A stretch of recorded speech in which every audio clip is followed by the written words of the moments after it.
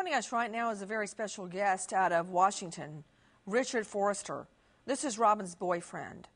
They had known each other for several years and had become romantic in the year preceding her going to Aruba on a trip.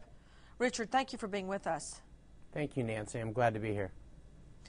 Richard, I've read very carefully all the statements that you have made, and you seem to doubt whether she would have ever gone snorkeling to start with. I'm 100% sure that she wouldn't have gone snorkeling. Explain.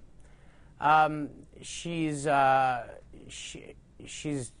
you mentioned earlier, she's somebody that's concerned about getting her hair messed up, getting her makeup messed up. At that time of night, I would imagine, being in Aruba, she's had a couple of drinks, going to be getting ready to go out for dinner at that point, go out for the night. She typically goes to bed quite early, 9:30, 10:30 at night.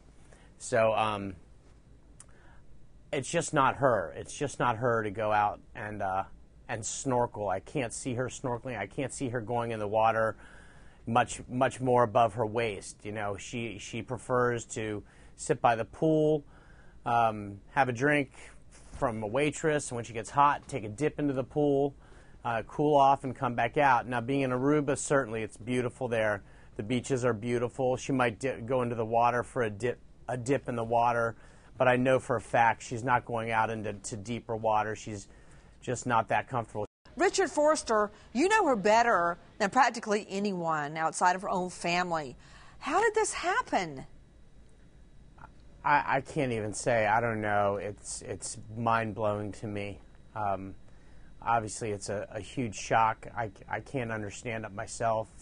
My biggest concern is that, you know, we find her safe, and deal with that afterwards. I just want her back here. I'd love to have the opportunity to have that discussion with her. That's the only thing that I'm concerned about. Yep, sure, I'm angry that she's off with another man, unbeknownst to me. But that's the least of my worries right now. But you know, Richard Forrester, everything is not always as it appears. All right? Correct. We don't know the circumstances around this. We don't know why she went, why she suddenly got a wild hair and decided to go snorkeling or to go to Aruba. We don't know what she was thinking or going through her mind. She's an adult. She's not married. She's free to do what she wants. I'm not her captor. I don't own her. She's free to do what she wants. You would think that with the relationship we have that wouldn't happen, but...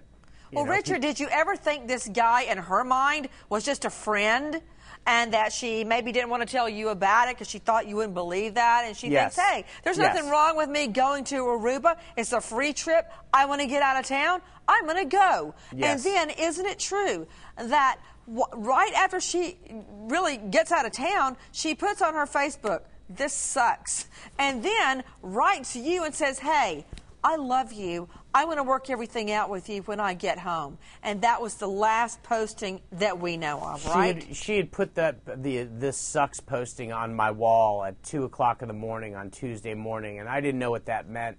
So I was trying to figure it out. I didn't get it till I got to work in the morning. So I was trying to email her, and then the message I got later on in the day at about somewhere between 2 and 3 in the afternoon was, yeah, let's work this out. We'll talk when I get back. And that was the last that I heard from her.